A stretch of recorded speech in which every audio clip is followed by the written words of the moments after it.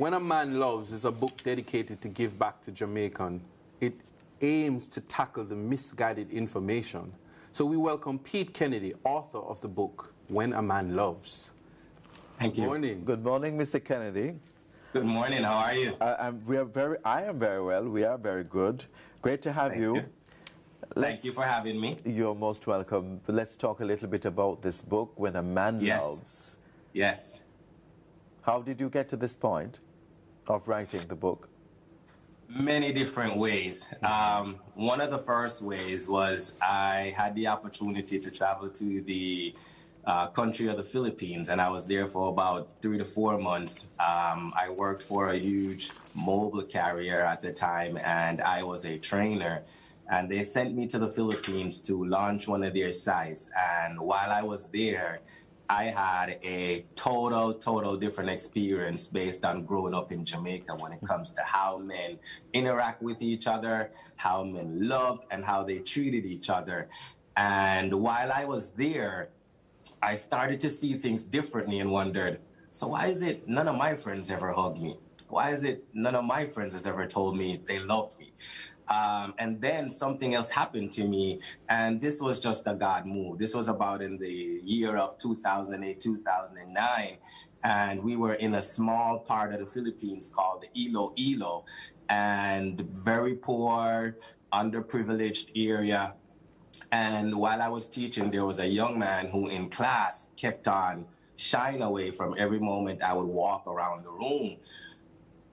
I noticed that he wouldn't speak much in class, and we were told not to really, go much into the culture, just teach and get out. But, a Jamaican man from the inner cities of Almontown, you go to a country of such, you are wanting to explore and know a little bit more. Yeah. So I get to understand more from this guy when they took me to a hut. And when I went to the hut, it so happens that they did everything like what I did growing up in Almontown. They were running a boat, so they took out a kerosene pan with rocks and stones and sticks, and they started to make a fire. And what happened is that as we began to really start to eat dinner, the very same gentleman in class, the only seat available was beside him. When I went to sit beside him, the same behavior. He started to, get into his little shell, and I said to him, hey, what's happening? Why is it that every time I get close to you, this is your behavior? And this blew me away. This was in the 21st century, and I must say I'm honored to be that guy. But the gentleman turned to me and say, Pete, I never thought in my lifetime I would meet a black man. Yes. And when he said that to me, he started pinching me as if he wanted to kind of like take the color off of my skin. And I just started to tear up. I didn't believe in the 21st century that I was the first black guy someone was meeting. So tried my very best to represent the culture. And it just took me to a level of, I needed to research, why is it that in my culture, we did things a little bit differently? But I have to ask, with this culture shock that you experienced, it wasn't a negative experience. No, but just one not out of negative. Okay, But the thing about it is that this is a culture shock for you. And did that put you in a place where you now question the way in which you were raised? And could you now appreciate that cultures are different world over? That is correct. That is correct. Totally. But what was more, I would say, an interesting point was my professional life was going to where it needed to be, traveling, making the money that I needed to, had my family, but my personal life was not matching up to that. Mm-hmm. And that's where the struggle came, and I wanted to find out, why is it that personally I wasn't aligned with what I was doing professionally? And the third point that brought me to writing the book was, I went home one day. This time I had moved from the mobile carrier, and now I was in banking. So I was actually managing one of the largest banks within the United States. Lived about 7 minutes away from home. And when I got home on lunch one day, my ex-wife is moving out of the house without me knowing. Wow. I walked up to a home that 2 guys were moving out my bedroom set without me knowing. And that's when I stopped. I was like, no, it had to end there. And that's when I stopped and made the best decision ever in my life. Yes. And that was to seek therapy. So when a man loves, I mean, it's open for so many different discussions and so many things can follow after when a man loves. Correct. What are some of the other things that it captures? Your experience in the Philippines, your experience in the United States, seeing your ex-wife moving out and all of that. What were the other things you were able to really address in this book? Now, what I also did is I actually also went back to Jamaica and started to do some research. I started to look at the culture. I started to look at where I was raised. And I reached out to a friend of mine and I said, hey, I wanted to do this activity and I want to actually come out and I want to treat you as how you should be treated in public within the Jamaican society. And I lived in South Florida at the time. I flew down to Jamaica and we did this activity for about a week. I was opening the door for her, I was holding her hand, and we did all of these things. And for a whole week, no one said anything, but I saw the faces. Some people looked at me funny. Some guys are like, why are you doing that? But never really said it.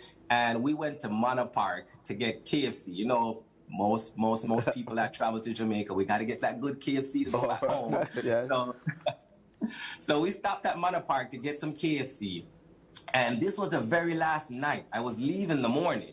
And this is why even in the book, I talk about sticking out to the process. There's a process that we need to put in place that we just need to stay to that specific path.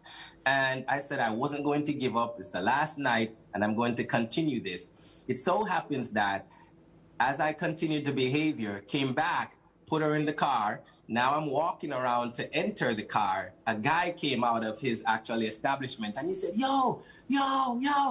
And I kept looking around like, okay, who is he talking to? And he said, you. And I said, you know, what happened? And in a nutshell, what he said was, what is it that this young lady was carrying? Why is it that I was treating her with so much love and passion and care?